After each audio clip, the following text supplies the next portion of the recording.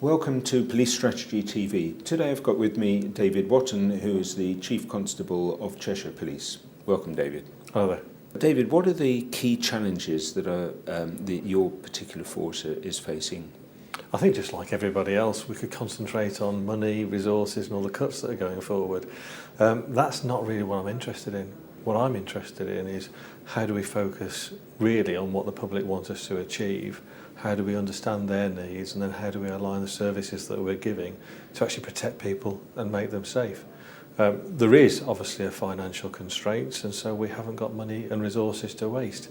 So how can I really concentrate on those things that make a difference for the public? I know I've heard you talk about adding value for the public. How do you add value, and what are the key elements that you need to add to give the public what they need? I think the biggest challenge for us is that just like many other big organisations, and particularly big organisations in the public service, for years and years and years, we've made the public fit into our systems and processes.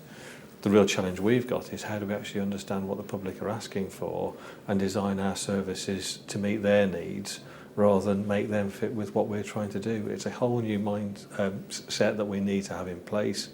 It stops us having rigid policies and procedures, and we need to give our staff the confidence and the flexibility to go and tailor the services that we provide to the needs of the individual members of the public or their specific communities. So what messages are you hearing from the public, and how are you responding to those? I think the one thing is going back to just listen to the basics of what people call us for.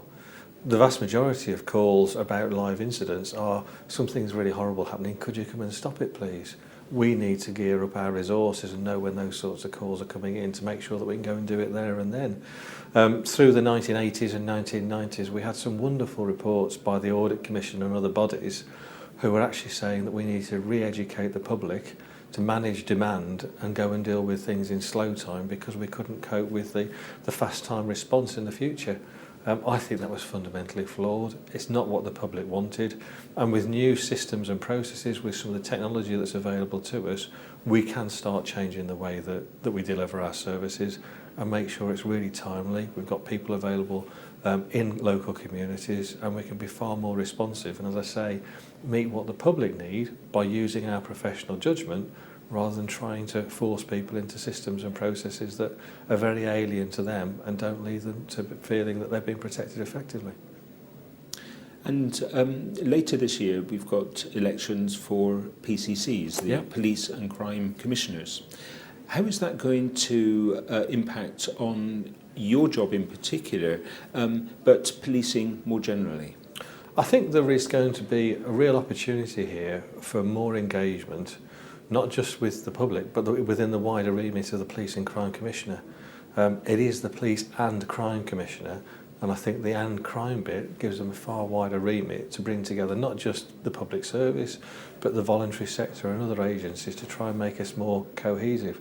I do like a bit of history, and I do like to go back, and if you look at some of the town centres and the old town centres and city centres, the Victorians had got it spot on.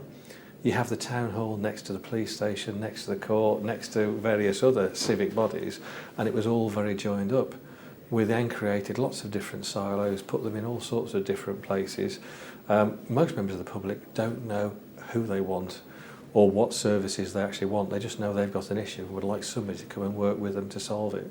I think the Police and Crime Commissioner can act as that glue, bringing lots of things together and make us far more responsive and understanding. What they shouldn't be doing, and what's set out in the legislation, is directly interfering in individual cases, because we need to be working within the law. But what they can do really effectively is act as that conduit, ask challenging questions, and bring together things at a strategic level that hopefully will make all of us, not just the police, far more responsive and far more effective for local people.